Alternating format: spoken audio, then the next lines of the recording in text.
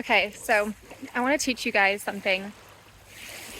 You can call it manifestation, you can call it time bending, you can call it miraculously healing your body at the nervous system level, freeing your inner child.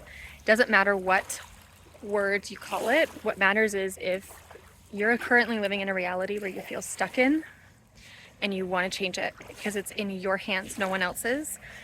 And I'm right here on my beach, and I'm saying all of this with a lot of compassion.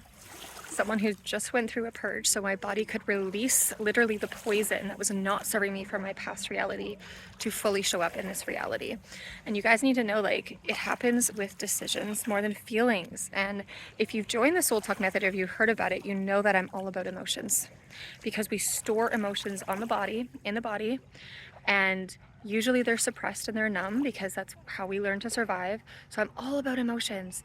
But what's more important than emotions is you actually deciding that you're going to take your full power back. Deciding moment by moment every day. It's an everyday thing. It's not just a one-off thing. Deciding every day that I'm going to choose something different.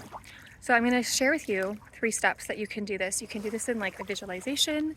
You can do this in a meditation, or just like consciously doing it while you're like waking up in your bed and you're getting ready for the day. Number 1, you're going to go back to your inner child.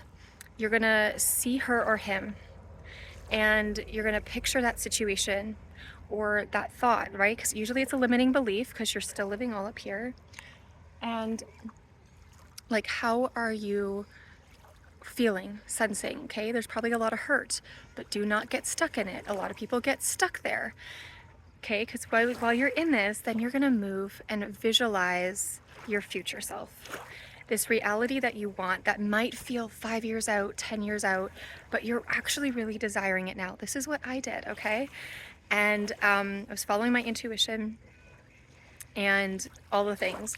But where was I going with that? So you want to start to visualize, like, who is she? If you were to show up in your life, okay, maybe your bank account isn't even what you want it to be. You don't have that secure job. Or maybe you have this amazing business idea. Maybe you've just gone through a lot of heartache and it's like, this feels impossible. It's not. Like, shift your reality. And so after you've taken some time to reflect on your inner child, you're then connecting to your future self. And you're asking questions like, how does she walk? How does she talk? How does she show up? What is she committed to? What is her non-negotiables? What is she no longer willing to settle for? And I even posted this last night, like, something that I really did was ask myself, like, if this was my last year living on this planet, how would I want to live it? And here's the hint: pick your highest timeline, your highest worth, which is going to stretch you. It's going to stretch you. I know that. Like, I was doing little things. I was taking myself out for dinner, like little tiny things before this big thing happened. Okay, starts with the small steps. And everyone in my life was telling me, oh, Sarah, like, you can't do that. That's another 5 years out. Like, watch me. Say that to yourself. Like, go in the mirror and go, today I take 1 step towards my highest worth. Okay, so you've done that. You've done the 2 steps, your inner child and your future self, but then you're going to bring both into your current reality.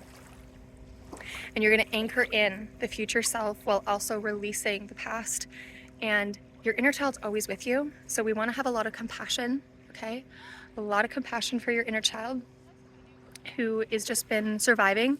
There's probably an inner child within you that's still just surviving, and she needs, or he needs, a lot of love, a lot of soothing. You got to reparent that, and I teach all of that inside the Soul Talk method. I think I'm cutting my head off.